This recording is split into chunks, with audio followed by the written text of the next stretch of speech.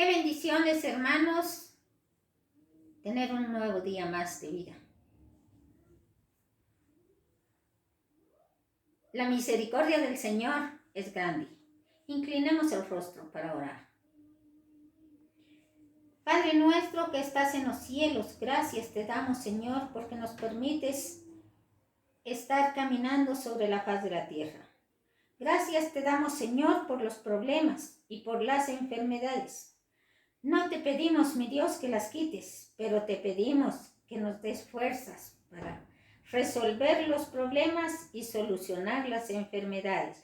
Nosotros no hacemos nada, pero tú, Señor, sí, porque tú eres el médico de médicos, tú eres el abogado de abogados, y en ti confiamos. En el nombre de Cristo Jesús, amén.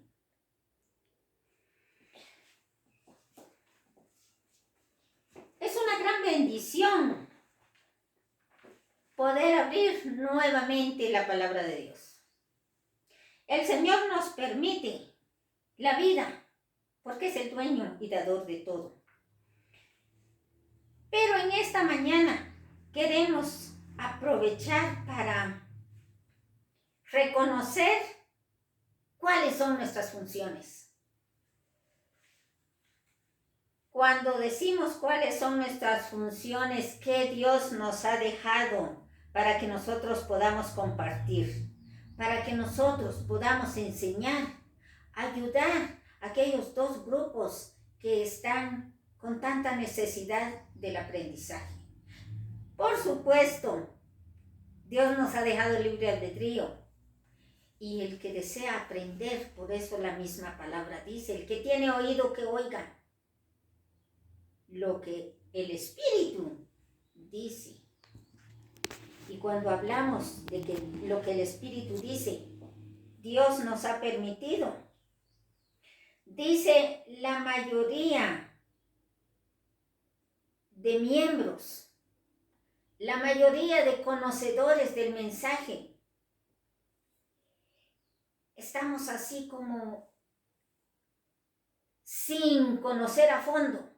Y a eso el Señor nos llama hoy, para que conozcamos, atravesando por una crisis de identidad. Muchas veces cuando hablamos de atravesar una crisis de identidad, no sabemos exactamente qué somos, qué queremos, a dónde vamos. ¿Por qué? Porque no estamos estudiando a fondo el mensaje que Dios quiere que estudiemos, que Dios quiere que aprendamos. Estudiamos a veces un texto, un versículo, un capítulo, y cuando no lo entendemos, no es razón para decir yo me retiro, no, al contrario, es razón para sentir más deseos de seguir investigando el mensaje. Dice que nuestros jóvenes, cuando se habla con los jóvenes que nacieron dentro del mensaje, conociendo el mensaje, ya sienten como una herencia familiar el estudio de la palabra. Como mi mamá sabe muy bien el mensaje, como mi papá es anciano, es pastor, es dirigente, creen que ya son salvos con conocer el linaje, porque aquel predicador, aquella hermana, o no importa el cargo que ocupe para el servicio de Dios, pero que con eso es suficiente. No, hermanos, la salvación es individual. Por la misma razón, el estudio debe ser individual y debe ser con fervor. Es como cuando nos sentamos y degustamos nuestro plato de comida. A cada quien se le sirve un plato de comida. Nadie come por los demás. No, todos, desde el más pequeño hasta el más grande. Así es exactamente la ración de la palabra de Dios.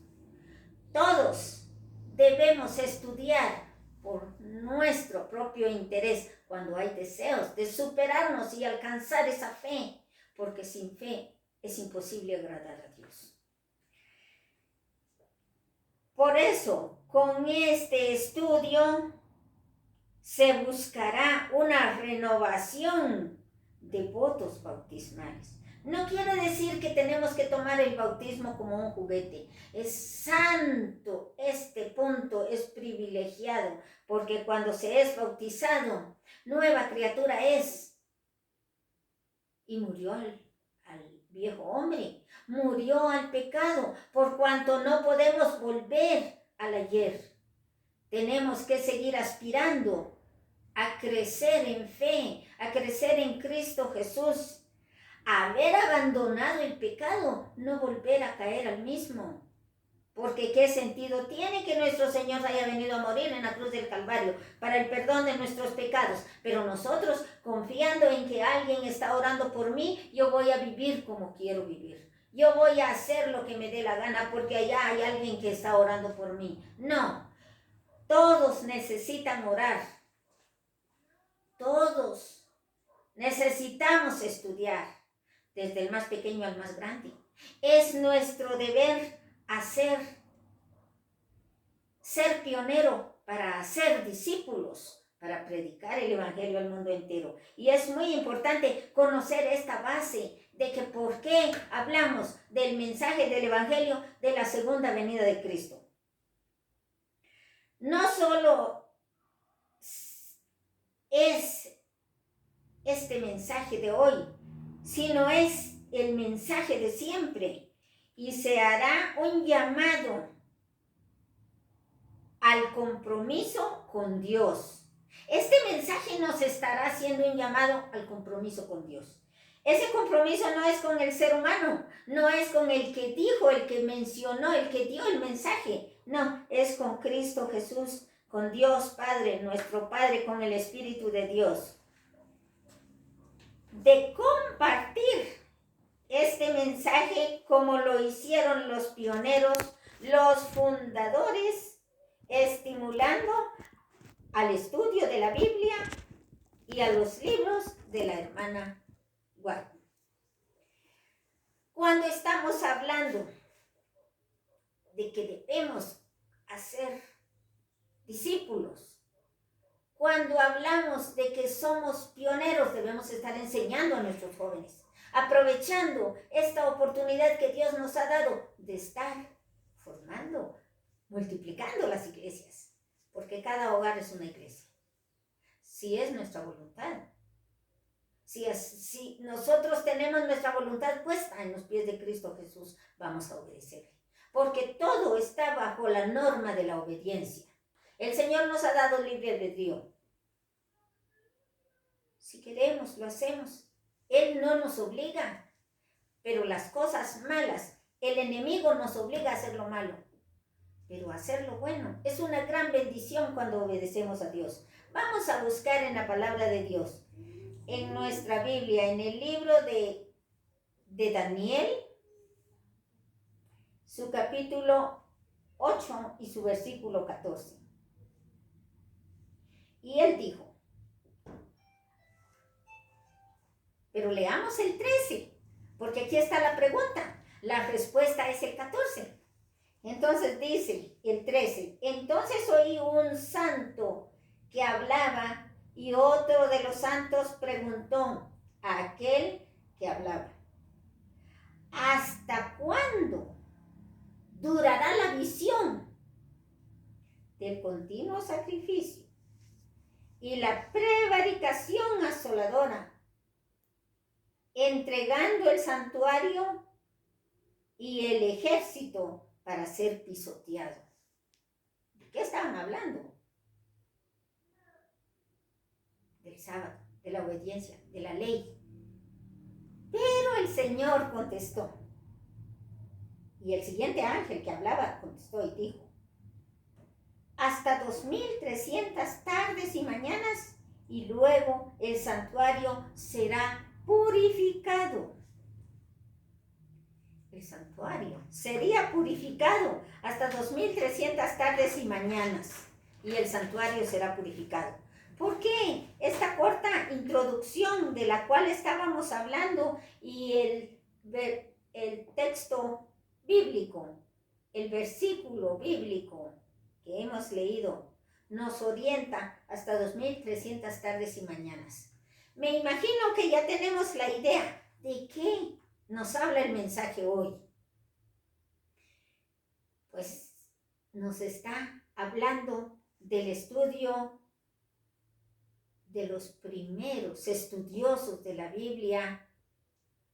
No hablo desde la creación, sino hablo de aquel tiempo de 1844, donde la Biblia nos dice hasta 2300 tardes y mañanas.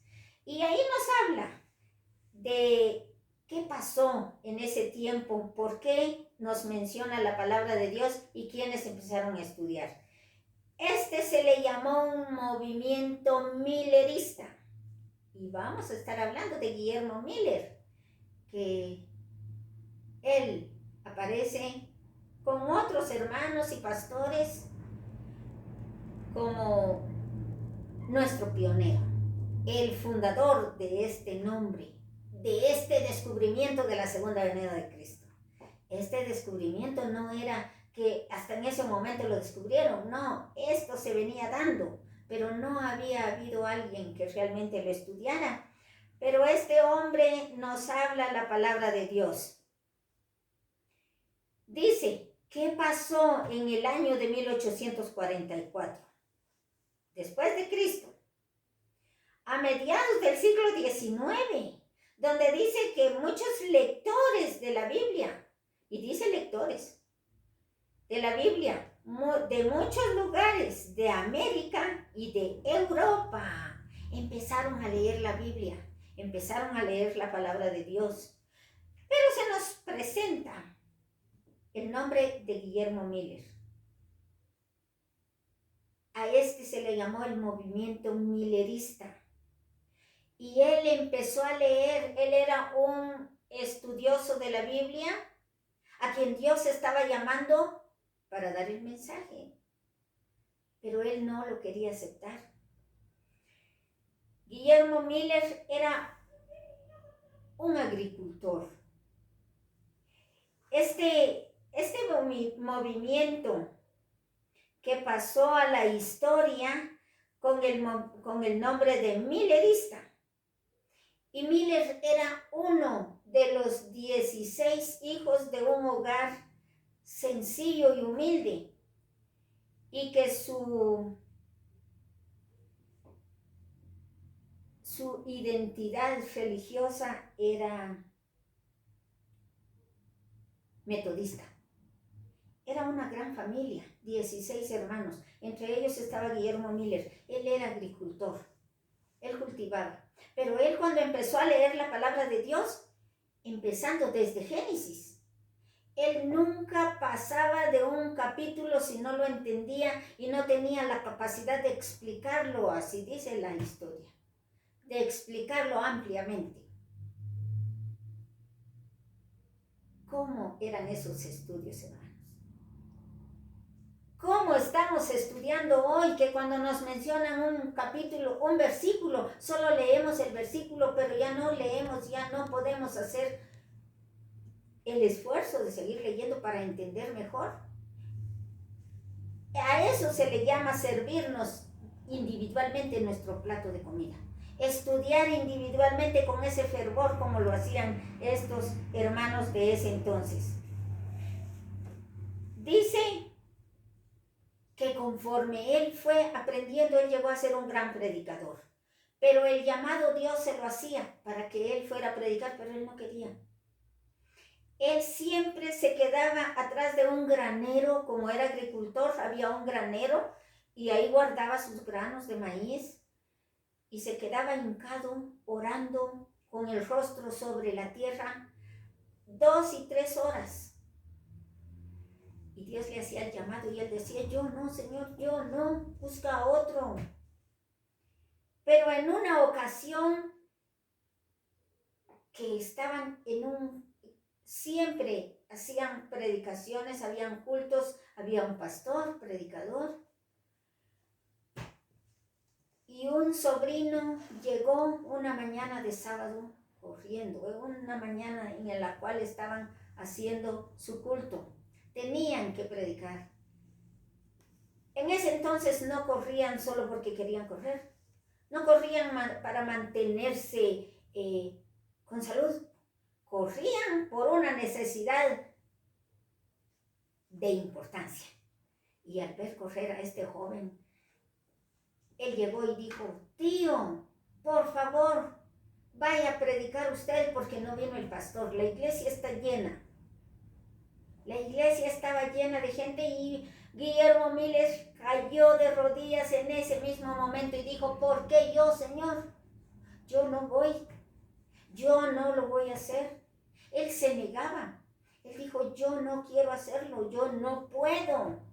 Y se quedó de rodillas por 1 hora. Y todas las de la iglesia esperando que llegara un predicador. Cuando al fin Guillermo Mírez se levantó de allí, después de haber orado 1 hora, siguió caminando y llegó a predicar. Él se convirtió en un gran predicador, dice el mensaje. Un gran predicador. El llamado de Mírez a predicar.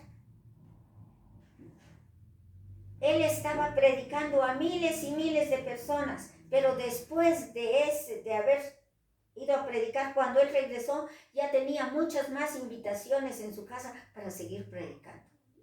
Y le llegaban las invitaciones, le llegaban los llamados, y él debía estar predicando. Miller predicó a bautistas, metodistas, presbiterianos y a otras más, a muchas personas del país hasta Canadá, y atravesó todas estas cantidades de lugares, atravesó su voz, su mensaje, predicando a través de James Smith, de José James.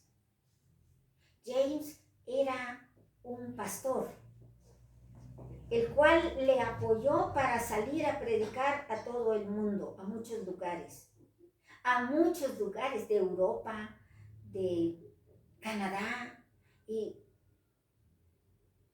otras partes. ¿Cómo se estaba dando ese mensaje? Se estaba predicando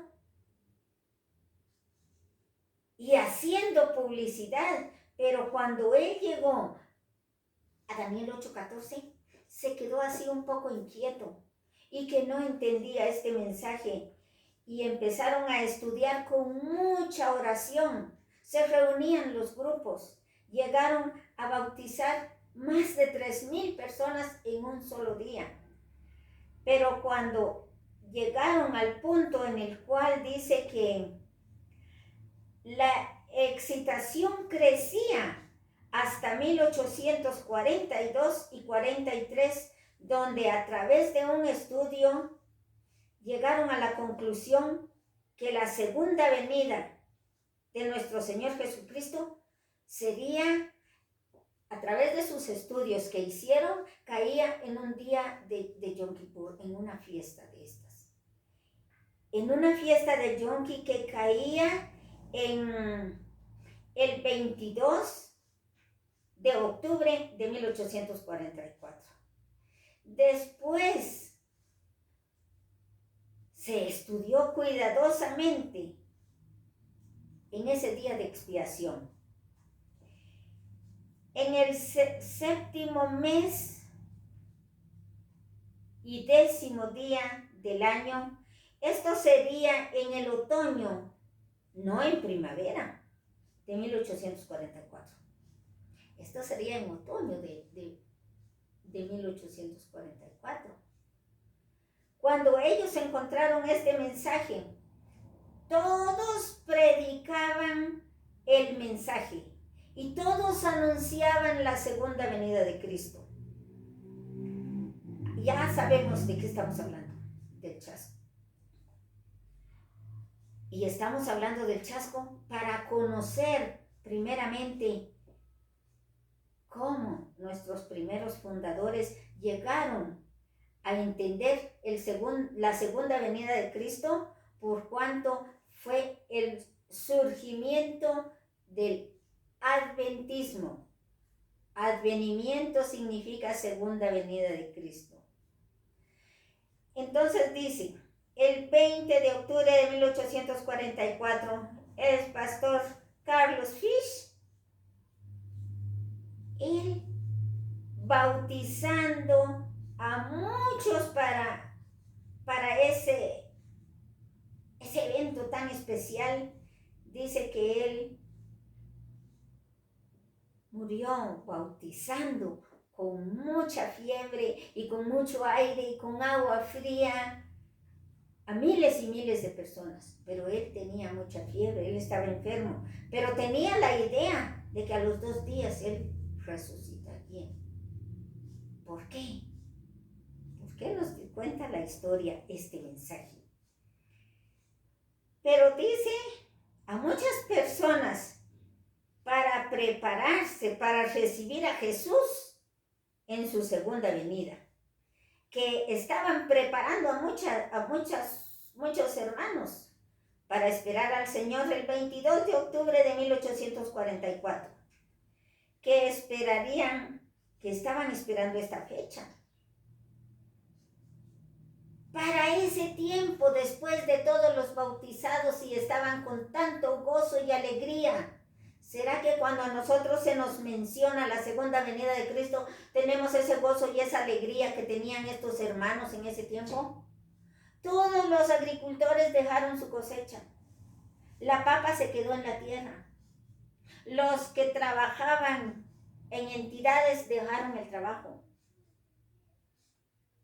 Los mercaderes cerraron su negocio, pero todos estaban felices y llenos de espíritu, bautizándose muchos para esperar al Señor en las nubes de los cielos.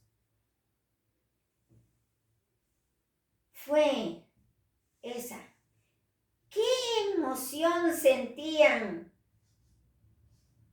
Las cosechas se dejaron sin levantar. Todos olvidaron sus tareas, sus faenas diarias. ¡Qué espectáculo! En los tabernáculos mileristas, hubo reuniones, así todo el día, todos los días, así como crecía en la expectación, ese espectáculo que esperaban. Y dice, crecían las burlas también. Casi 1 millón de personas de Estados Unidos, la mañana del 22 de octubre de 1844, se reunían afuera de las iglesias, afuera de sus casas, y todos con qué gozo, con qué alegría decían, viene el esposo, salid a recibirle. Todos estaban preparados para la segunda venida de Cristo, porque hasta ahí habían llegado con el estudio que habían obtenido. Hasta ahí habían llegado. Que la segunda venida de Cristo sería en esta fecha. Desde el más pequeño hasta el más grande. Qué bendición verlos bien preparaditos para esperar la llegada del esposo. He aquí viene el esposo, salid a recibirle, orando, cantando, clamando a Dios, ver su segunda venida. Y todos con el rostro hacia arriba, esperando ese momento glorioso. Qué bendición tener ese deseo en su corazón a través del estudio de la palabra. Pero dice, pero Jesús no vino. Y se cumplió la profecía que nos describe dulce en la boca, pero amargo en el vientre. Apocalipsis 10, del 8 al 10. Fue dulce la predicación, fue dulce vivirlo, fue dulce ese momento de alegría, de dejar todo abandonado, porque viene el esposo, salida a recibirle. Qué alegre, qué dulzura, qué gozo desde el niño más pequeño hasta el más grande. ¿Por qué? Porque había convicción, había interés, había deseo de esperar al Señor Jesús en su segunda venida. Eso fue dulce. Pero luego dice en el libro de Apocalipsis, dulce al comerlo, pero al digerirlo, en el vientre era amargo como hiel, dice. ¿Qué fue lo amargo como hiel? Que después de esos años igualaron en espiritualidad. Fue dulce todo esto, esa espiritualidad, ese movimiento, ese motivo, ese deseo. Pero amargo fue el chasco. El aceptar que estaban equivocados. ¿Realmente, hermanos, estarían equivocados? Todos se preguntaban, ¿dónde nos equivocamos? Porque desde la mañana estaban esperando la segunda venida de Cristo. Llegó mediodía, las 3 de la tarde, las 5 de la tarde, las 7 de la noche, 9, 10, 11, 12 de la noche y no vino el esposo. Entonces el librito se convirtió en amargo. ¡Qué dulce! Predicarlo, saborearlo. Pero al tragarlo y digerirlo, era amargo como hiel. El saber que venía Jesús fue dulce para todos aquellos hermanos que estaban esperándolo con gozo y alegría. Pero lo amargo fue el chasco, el decir, ¿qué pasó? ¿En qué nos equivocamos? ¿Que no vino? No llegó el Señor, llegó la medianoche. Es esta la razón por la cual se le llama a la historia denominacional de la hermana White, que al inicio hablamos de que debemos acostumbrarnos a leer la palabra de Dios, a entender el mensaje de la palabra, que es el testimonio de Jesucristo, el espíritu de profecía. El clamor de medianoche. La historia denominacional se llama el clamor de medianoche. Llegó medianoche y no llegó el esposo. ¿Cómo se podía explicar ese amargo incidente? ¿Las profecías se cumplió en realidad? ¿Qué pasó? ¿En qué año? ¿En realidad era necesario que se cumpliera? Apocalipsis 10, 11. Todas aquellas personas, todas las demás personas se burlaban. Gradualmente, dice, los adventistas se reunieron para consolarse los unos a los otros. Ahí hubo una gran burla de los demás. ¿Ya vieron? Era mentira, se equivocaron. ¿Sería mentira, hermanos? No, no era mentira. La palabra de Dios se cumple a cabalidad. Todo lo que está sucediendo se está cumpliendo, está escrito. Privilegiados somos nosotros de entender el mensaje hoy, de poder estar entendiendo, estudiando, viviendo, conociendo y viendo que todo lo que está escrito, Dios no nos miente. Dios nos cumple a cabalidad. Y dice, gradualmente los adventistas se retiraron. Si miles y miles de 3,000 y en adelante, ellos estaban bautizándose. Pero bueno, Para consolarse se buscaban y animarse mutuamente y formar y soportar aquel infortunio de burlas que todavía no ha subido, les decían las demás personas, entre carcajadas, y eso les hería el corazón. Aquí el personaje clave para descifrar el misterio fue James Edson. Este hermano dice que nunca en ningún momento él dejó de estudiar la palabra, igual como seguía estudiando Guillermo Miller y otros hermanos.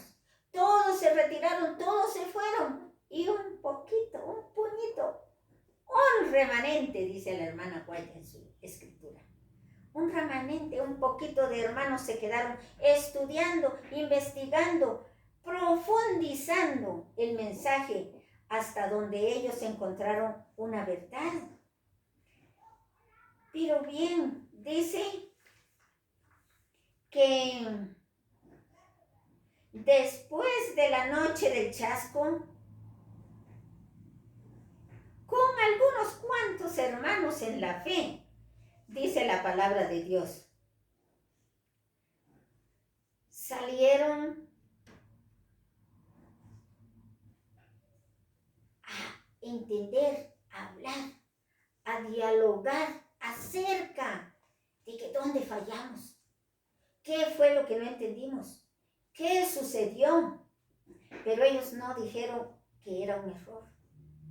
Pero ellos estaban pensando qué pasó, en dónde. Sigamos estudiando, cumpliendo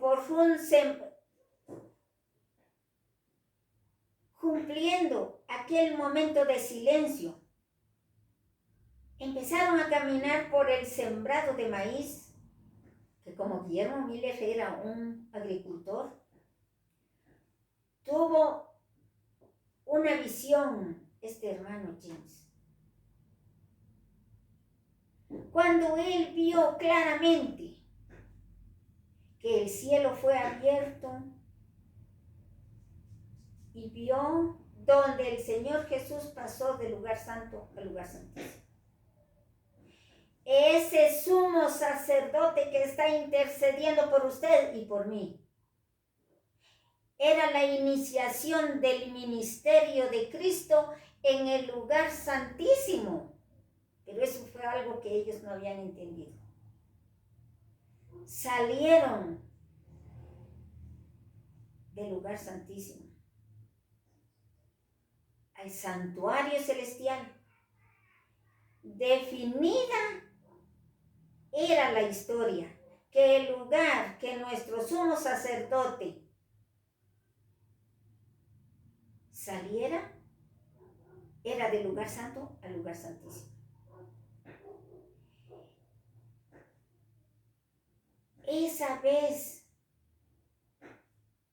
en el día estaban en el segundo departamento, estaban viendo cómo en el segundo departamento nuestro Señor estaba sentado para cumplir su ministerio. De ese santuario, que tenía una obra que realizar antes de venir a esta tierra. Primero debía realizar la purificación del santuario en el lugar santísimo antes de venir a esta tierra. Fue entendido este mensaje cuando estos hermanos se reunían con oración y estudio de la palabra, hasta que encontraron los textos, los versículos, capítulos y libro clave. Pues de eso el Espíritu Santo les siguió y les guió a estudiar Apocalipsis 10 y Hebreos 8 y 9. El tema del santuario que encontramos en el libro de Hebreos. el tema del santuario y Apocalipsis les hizo entender qué sucedió en este chasco que ellos habían sufrido. Hay 5 cosas, hay 5 pasos o 5 razones las cuales nos da a entender el mensaje. Y dice que después de la lectura de Hebreos 8 y 9 y Apocalipsis capítulo 10,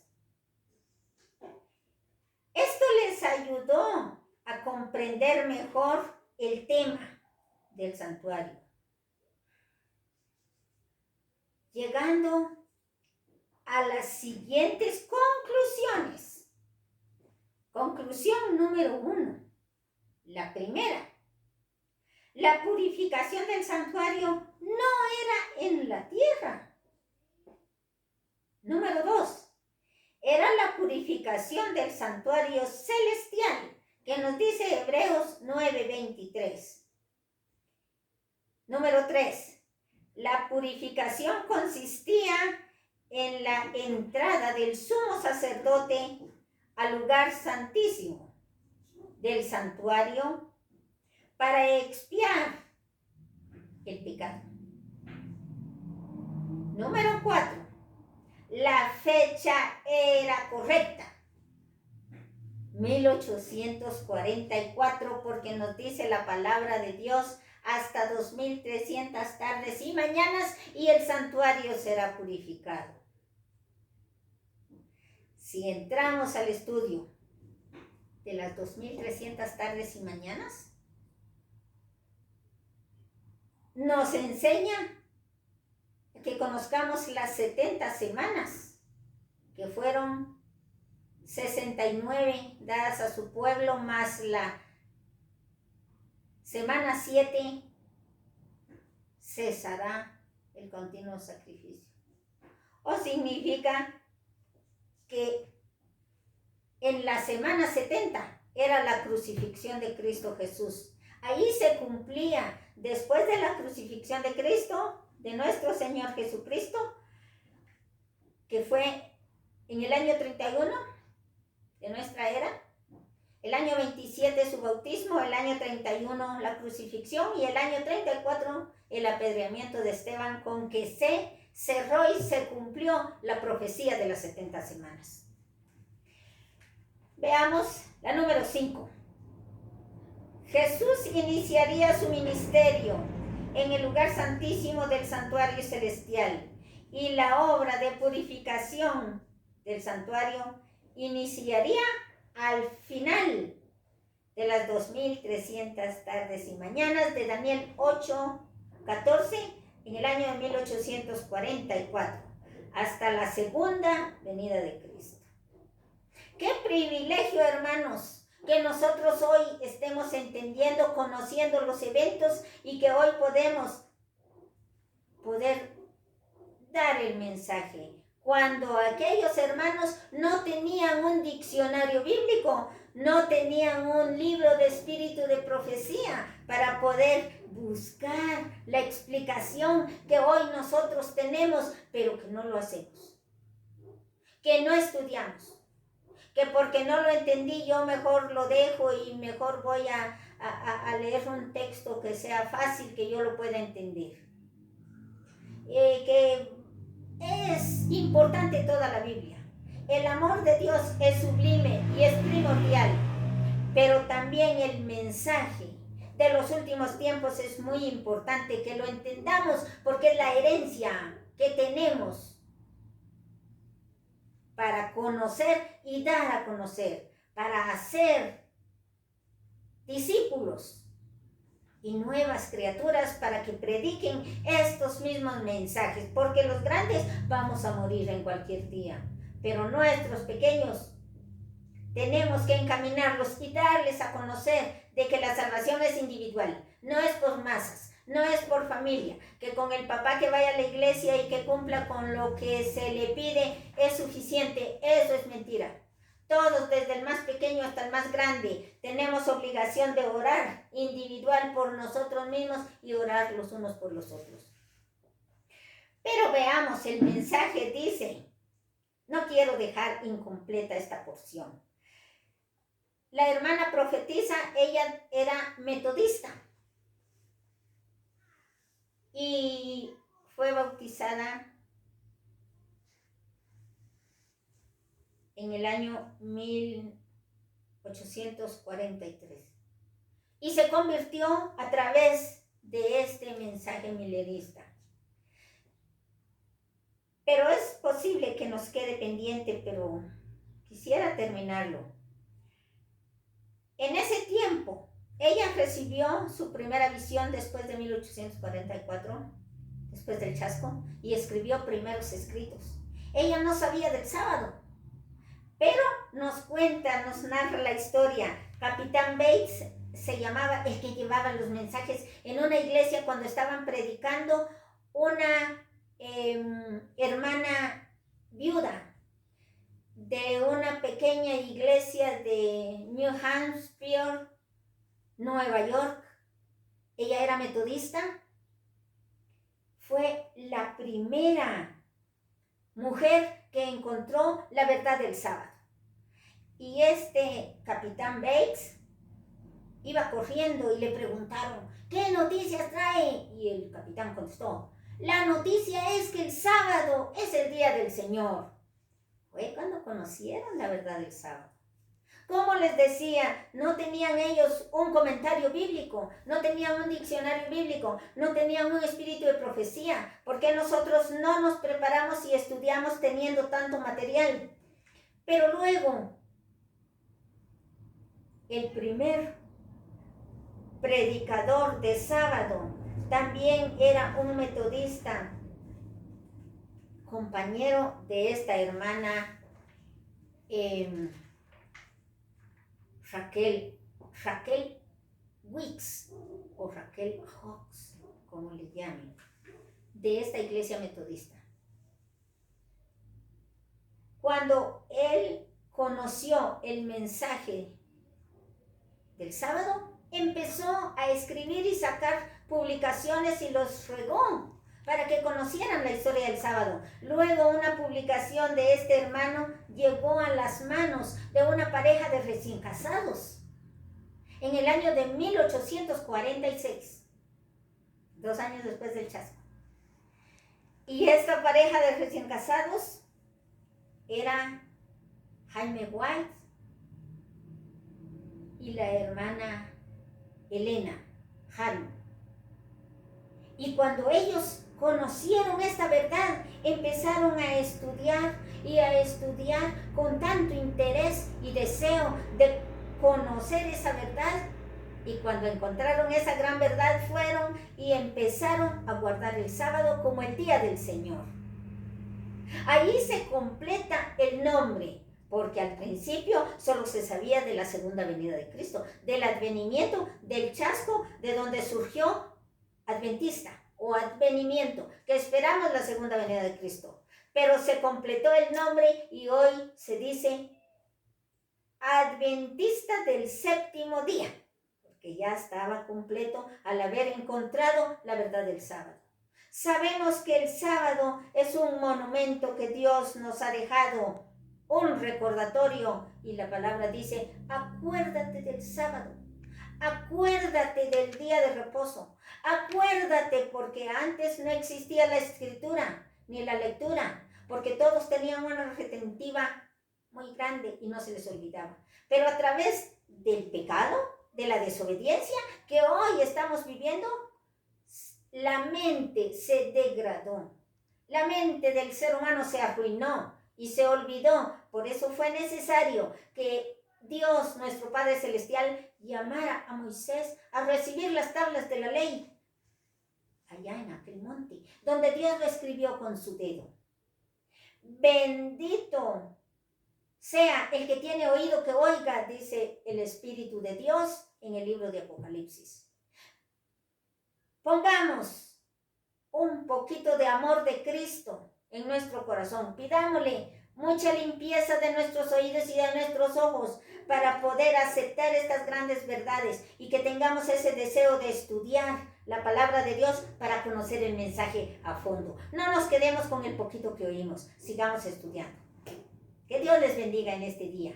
Inclinemos el rostro, vamos a orar.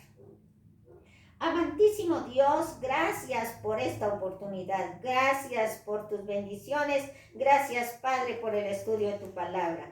Te rogamos, mi Dios, que seas nuestro invitado especial siempre y que nos permitas leer tu palabra y estar llenos de tu Espíritu Divino si es tu santa y divina voluntad. Permítenos la vida para mañana porque solo hoy nos compete. Pero si es tu voluntad, mi Dios, si acaso así no fuera, te rogamos que nos tomes en cuenta para la segunda venida de Cristo. En el nombre de tu Hijo amado te lo agradecemos todo. Amén. Amén.